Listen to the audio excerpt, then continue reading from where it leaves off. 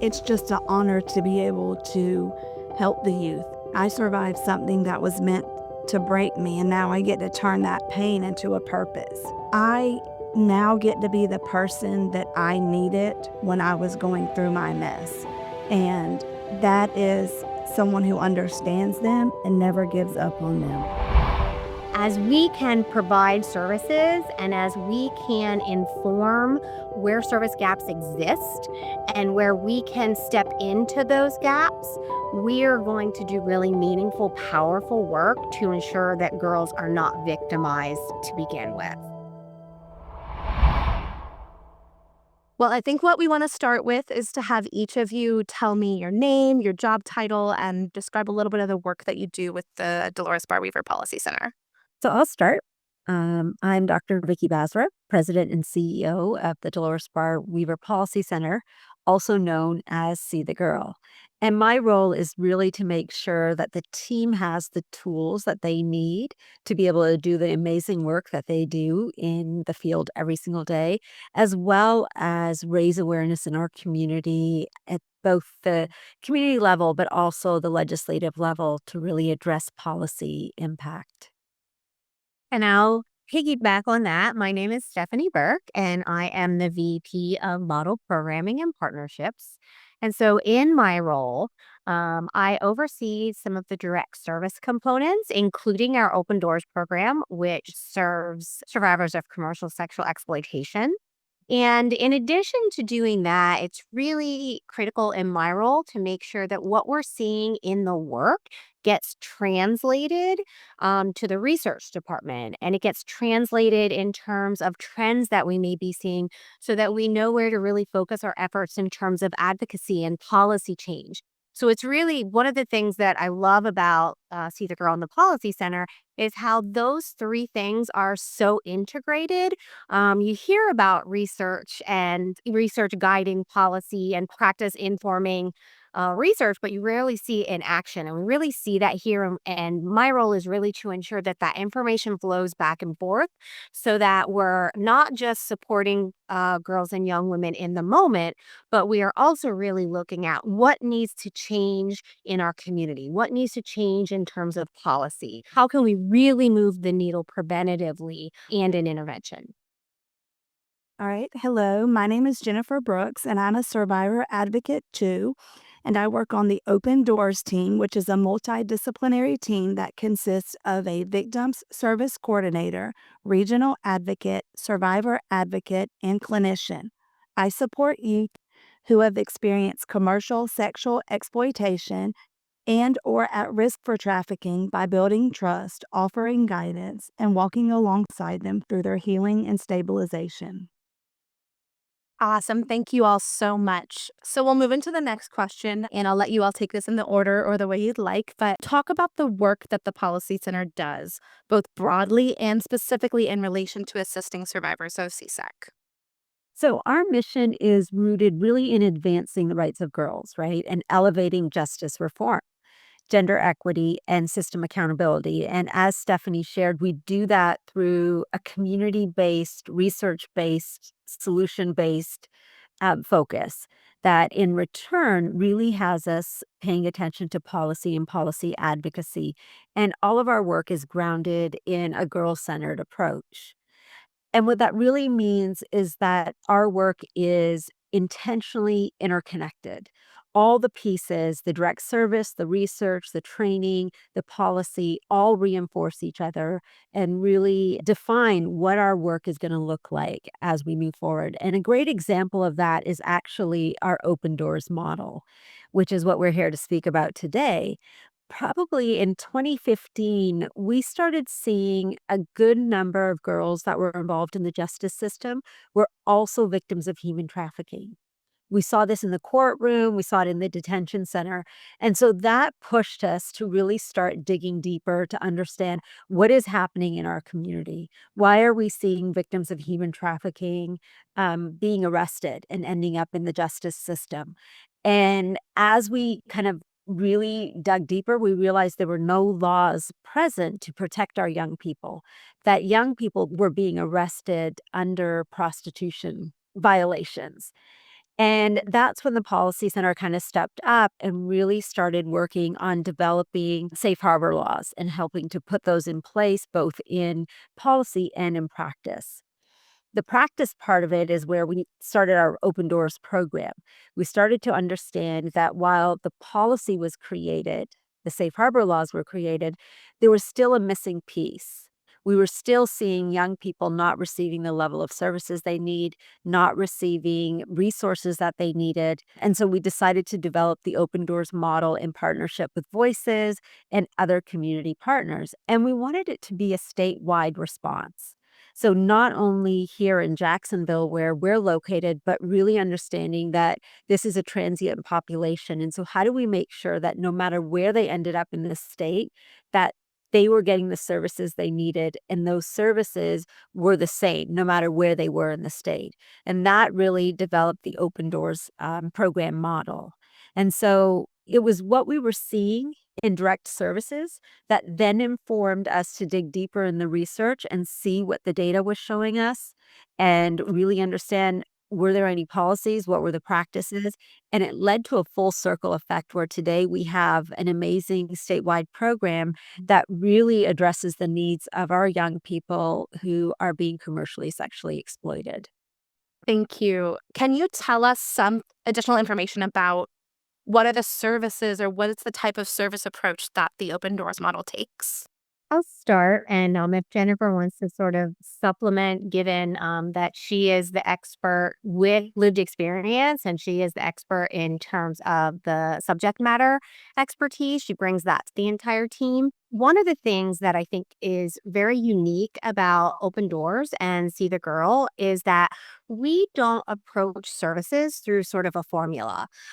We don't do services through a fee for service model. We don't do it through a reimbursement model with insurance that people are typically used to. We really look at meeting girls and young women and sometimes men where they are. We really look at starting with developing that relationship, creating a place where a person feels seen and feels like they are not being judged and they can fully expect that their experiences are going to be believed and validated and heard.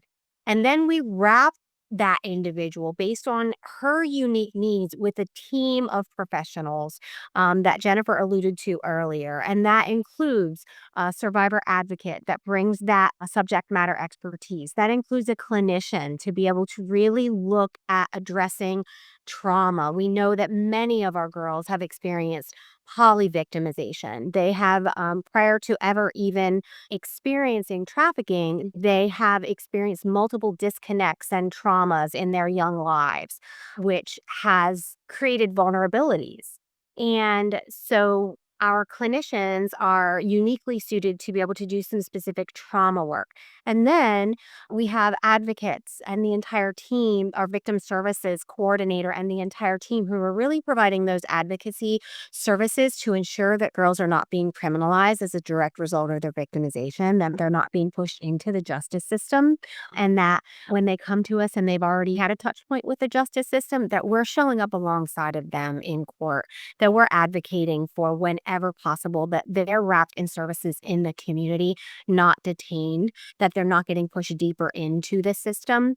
So we really have a lot of flexibility around how we do the work that is driven by the unique needs of the individual that we're showing up and that's being referred to us. Awesome. Thank you.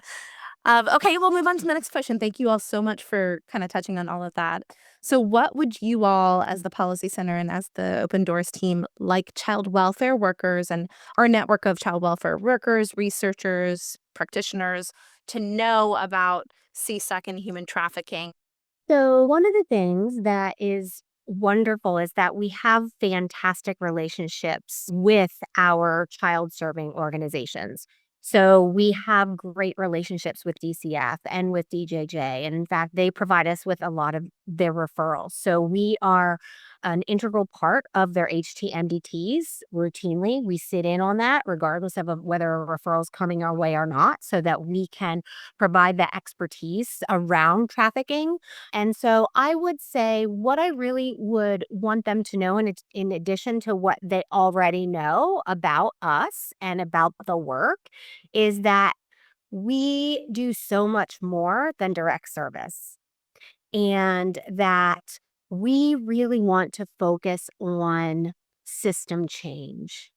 Because ideally, if we can prevent girls from experiencing trafficking, if we can provide systems that step into gaps sooner, we can actually move the needle in a way that is most impactful. Because although we are really good at providing services after, what we really want to do is we want to get upstream. What we really want to do is we want to be able to say, hey, listen, these are gaps that are existing prior to girls ever even coming through your doors with a report of potential trafficking. These girls are experiencing disconnect in their schools.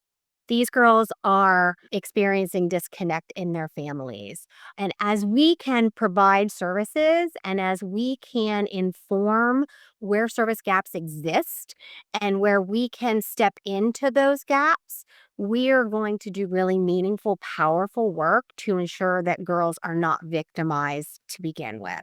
So I think it's just really important that child welfare workers know that there are multiple points along the continuum where systems have failed girls. And so when we can shore those gaps up, we're going to make larger impacts. Awesome. Thank you. And you answered the next part of the question already. I know you guys are crucial members of your MDTs, and I've been working with Katya on another report, so she's only spoken highly of the work you all are doing over there. So thank you all for that. Now, the next piece, we've talked a little bit about it already, about the way that CSAC impacts youth and families, the girls, the communities, things like that. I'd love for you to answer that. And our network does have a lot of researchers, but we do also have a lot of boots on the ground practitioners. So if you could just talk a little bit about the way that CSAC impacts the youth, the families, and the communities. CSEC affects the youth emotionally, physically, and socially. Oftentimes, it strains families who feel overwhelmed or unsure how to help. And sometimes they project blame on the youth instead of really understanding. A lot of the youth commonly face trauma, unstable placements, court involvement, and then even difficulty breaking ties with traffickers. So a lot of them are just trying to rebuild their confidence and sense of identity. I think I would add, and Jen alluded to it a little bit, one of the ways that I think is really insidious in how CSEC involves youth and families is the shame that's involved. Many times, victims blame themselves. As a society, we do a lot of victim blaming, and then those messages really are internalized, and they're internalized by the girls. Sometimes they're internalized by families. And so there's a lot of unlearning that needs to happen about where accountability and responsibility lies. And then there's relearning that happens after that unlearning happens. So I think we can't overstate how much shame is a barrier for a lot of these girls and these families. And that's a societal issue that we need to address in a larger way. And I would add, we have to pay attention to the grooming and coercive tactics that exist before the trafficking ever starts, right? So research continues to show us it's usually 3 to 6 months before the actual trafficking occurs that the relationship is starting to be developed, right? And in our research, 80% of our young people shared that they were trafficked by a family member, a boyfriend, somebody they knew very close. So when we think of that relationship, one, we have to remember because of the relationship, most young people don't define the experience as a trafficking experience, right? And the second piece is the coercive tactics that are used earlier on define all of the components that Jennifer and Stephanie talked about, right? And so traffickers are predatory. And they're predatory in a way that most of the victims don't even know that they're engaged with somebody who's predatory. And they start by showing up as being helpful. They're paying attention to what the gaps are in this young person's life. And they show up wanting to fill those gaps, whether it's housing, whether it's even drug use, whether it's, financial support, whether it's just connection and feeling like there's a person in their life that cares about them. Once they figure out what that gap is that the rest of us have kind of failed to meet, they step in and they show up as being very helpful. And it's not until later on in the relationship that you start seeing that shift of, hey, I need you to do this. Or, we're going to be kicked out of our motel if we don't have some money. Just do this once. And so we define that as predatory helpfulness, that traffickers show up as this through this lens of being predators, but the young people experience them as being helpful. And so us really understanding what happened before the trafficking ever existed, how did this person show up in your relationship, can then help us really understand what are the questions we need to be asking so that this young person identifies and understands that this was trafficking. Thank you all. That was such a nice point of view in that question. So I really appreciate that. I think we talked a lot about some of the specific challenges throughout these questions. If there is any additional ones you'd like to add, I'd like to open it. But I think you guys did a really good job of weaving that throughout the question as well. I think that the other piece I would add is trust. Most of the young people that we're privileged to work with have had multiple spaces where their trust has been challenged or where they've lost trust in systems, people, family members. And we have to be patient in building that trust. We have to keep showing up even when the young person shows up in a way that may seem like they don't want us there or that there is no relationship there. The consistency of showing up and building the trust will start shifting how young people answer the questions that we ask them. But the assumption that we show up the first time, be able to administer some kind of assessment and get the answers we want or we're hoping for is not fair. And so as we're continuing to build models, as we're doing this work for DCF, for all of those systems, start with trust and recognize that that trust is going to waver throughout the relationship you build with them. Thank you, guys. So I do want to talk about the importance of the role specifically of having a survivor advocate or lived experience professional on the trafficking team itself. The youth connect to a survivor advocate. When they know that you have walked the same road, those walls come down. Advocates can reach them in ways that others can't. And it's not because of training, it's just because of the lived experience. They feel seen, believed, and not alone. And I would say it's so much more than that. When I think about the Open Doors team and I think about the importance of having survivor advocates on that team, I think about how those individuals that are subject matter experts in that space are able to quickly and accurately assess what practices could be re-traumatizing. They're able to quickly and accurately assess coercive tactics that someone without lived experience may not see as quickly, may not be able to identify as quickly. And so they have a unique perspective that they bring to be able to guide the work and to guide members of the other team to ensure that the work is being done through that lens of not re-traumatizing individuals, not stigmatizing, even down to the language that we use. Someone with lived experience is able to quickly say, "Oh, that doesn't feel good." We don't want to use that language, where other team members may very innocently and very much not in any way trying to use stigmatizing or re-traumatizing language may do that. And so having someone with that lens and that level of expertise and lived experience to help to guide the entire team and to assess when practices need to be adjusted really elevates the work. And I would just add accountability. I think that survivor advocates can have conversations that, those of us that don't have the lived expertise can have because there is a different level of like, you get this. And yes, you've been through it too.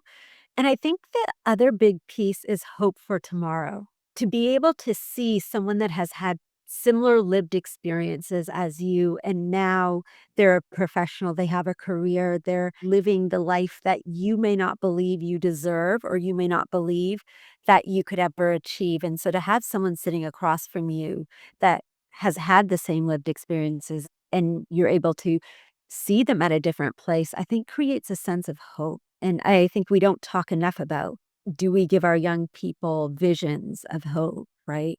Or things to aspire to? And having survivor advocates lead this work and be a part of this work is a model for those that we're serving. Thank you all so much. And Jennifer, I would love to invite you to share with us what being able to help these youth means to you as a survivor. I mean, it's just an honor to be able to help the youth. I survived something that was meant to break me, and now I get to turn that pain into a purpose. Every time a young person opens up, sets a boundary, or starts believing in themselves, just reminds me of why this work is so important. I now get to be the person that I needed when I was going through my mess. And that is someone who understands them and never gives up on them. Thank you. Thank you so much. And thank you for the work that you're doing as well. It's so critical and so important being direct services and boots on the ground. So I very much appreciate everything that all of you are doing. I'd love for each of you to tell me a story about a specific win or a success you've experienced or something that the program's experienced to kind of highlight some of the wonderful things that you've done. Well, I can share first. So I came to the organization about 3.5 years ago, and I had a client, and she was 13 at the time, and she was very angry when I got there. She didn't want services. Mom was putting her in services. I think she stayed in the bedroom the entire time mom and I were talking. And each week, I just came back, and she would sit at the table with her back towards me, and I didn't go and sit in front of her. I just sat with her facing her back to me and just talked to her like she was facing me. And she would say, "Okay, that's it for today." I was like, "Okay, well, I'll see you next week." And each week, I just showed up, and you could really see those walls come down. And each visit was just a little longer, and you could see the relationship forming. We have a wonderful bond to this day. She's graduating high school next year, substance free, alcohol free, nicotine free, reconnected with her family. We see each other she still wants to see me every week. She's fired every clinician. She said, "Jennifer is my clinician." I said, "No, I'm your advocate." She's like, "Well, you're like a clinician." I said, "Okay." But even during the week, she'll call me before the visit or after the visit just to share stuff with me. And that right there is just a huge win to see where we started and where we're at now. Thank you so much. That's beautiful. You're welcome. Stephanie, do you want to share next? Yeah, there are so many. And I think they sort of run the gamut, if you wouldn't mind humoring me a little bit. They run from, I had a young girl that I was meeting with. To give a little context, I have stepped into various roles within the team. So I've had the privilege and the opportunity to be able to do lots of different things, which has been wonderful. So I have had the opportunity to do some direct work. So while I was doing that direct work, I had a young woman who had been trafficked. It was online, it was photos, it was across state lines. The FBI was involved. It started when she was 12, and she was 13 when I was working with her. And she did not identify as being trafficked at all. In fact, she was very clear that she made a choice. I don't know what the big deal is. I don't know why people care. I got paid and I made the decision and I chose to do that. And I would say it was 6 or 8 months into our work and having conversations or just talking about power over versus power with, talking about dynamics of coercion, that she, in one of our meetings, she said, you know what? Uh, I, I think I was trafficked.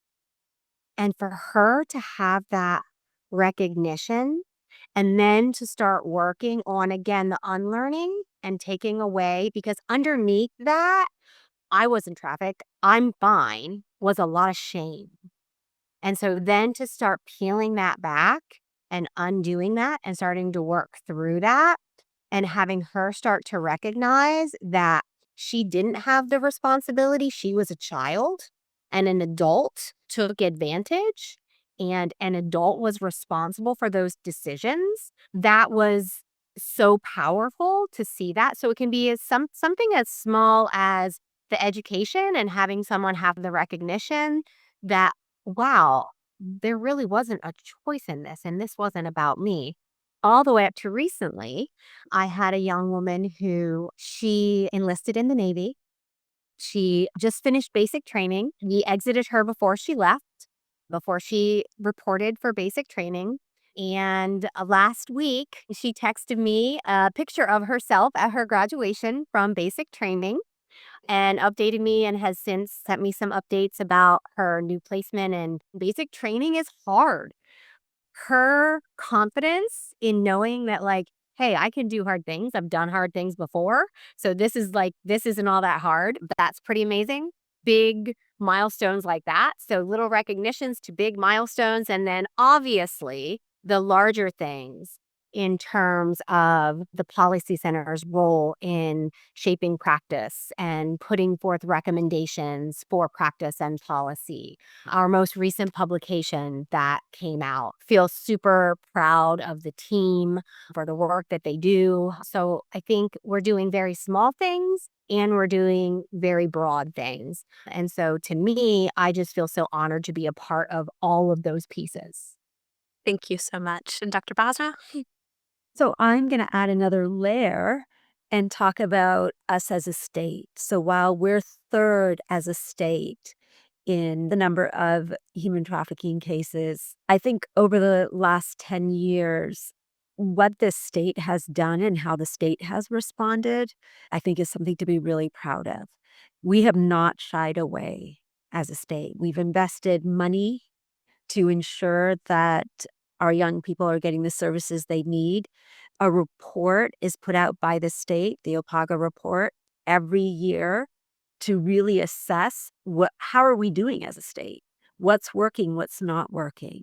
And that takes a lot, right? To put out a report that's not only focused on what the successes are, but also making additional recommendations on how we can continue to improve our community and state responses, I think speaks to the level of importance the state has put on this issue, right? The state's investment in wanting to build a curriculum so that survivor advocates are supported in this work, recognizing the importance of survivor advocates in this work. And so, we've just, as a whole community, as a state, continued to build on how do we do better every single day. And I feel like that is something I'm super proud of, being part of Florida, being part of the state, that we take this issue seriously and we want to do better every day. It's can be very challenging at times because I, could be in the jail sitting there with a client. But I think the most important thing is just me consistently showing up. Usually, they don't have many people in their life that support them and show up for them. So, just by me doing what I'm saying I'm gonna do builds that trust with them and just gives them a little bit of hope. I would say the other thing that I see the Open Doors team consistently do that creates the conditions for hope right, is they celebrate the small successes. You don't have to have it all figured out. And if you mess up, and you will, welcome to the human race, we're still going to be there. And if you make a left turn instead of a right turn, okay, we'll take a ride with you, giving people agency. They've had enough people tell them what they should do, what they shouldn't do, when they should do it, how they should do it.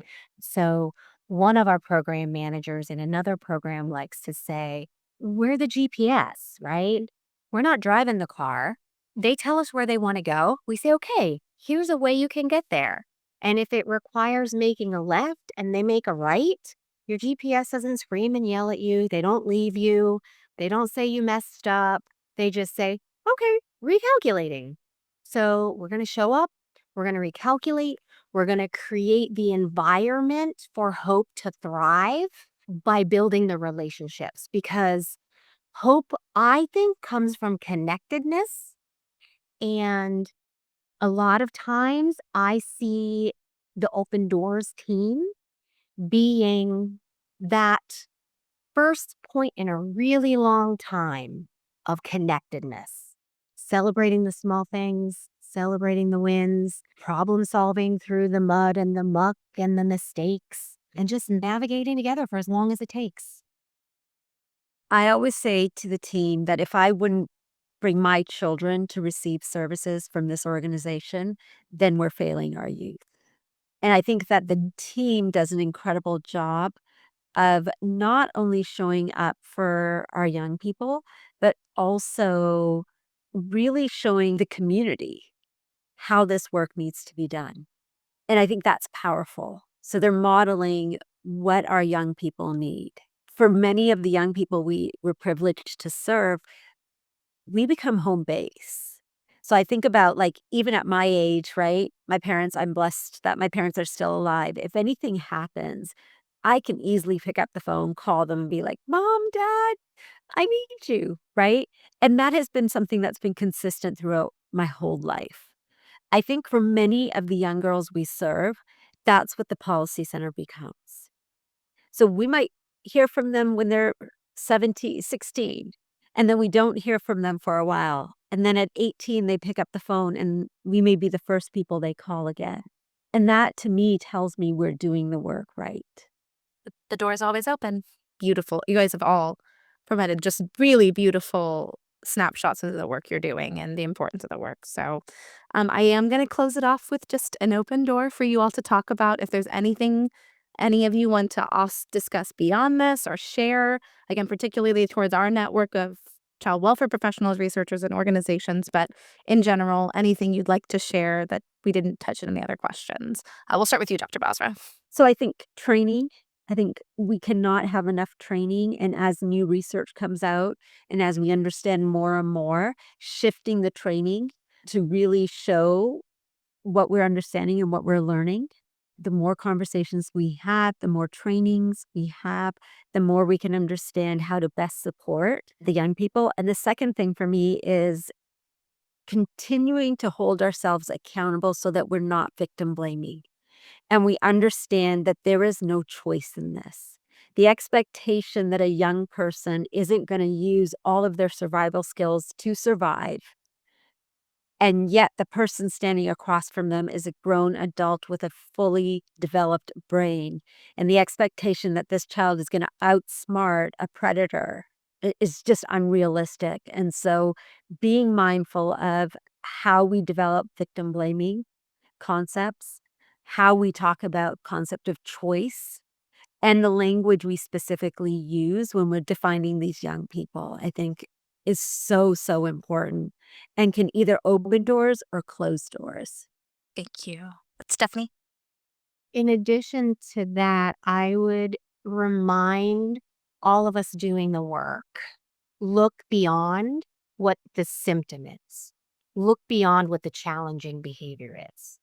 So instead of stopping and saying that a young person runs away, or instead of stopping and saying that a young person is aggressive and gets in fights all the time. Instead of stopping at the challenging behavior, we need to get curious and we need to really dig deeper and understand what's driving that. There is something going on.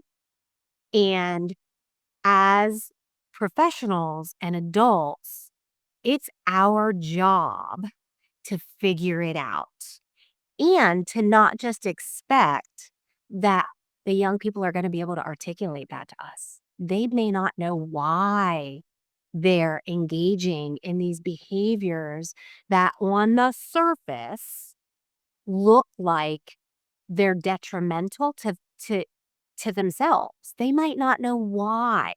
So it's our job to figure it out. It's our job to not just stop and identify the behavior and point a finger at the behavior and address the behavior without looking for what's going on, what's the driver, where's the gap, where's the trauma, where's the hurt, and where can we step in to address what's going on underneath that.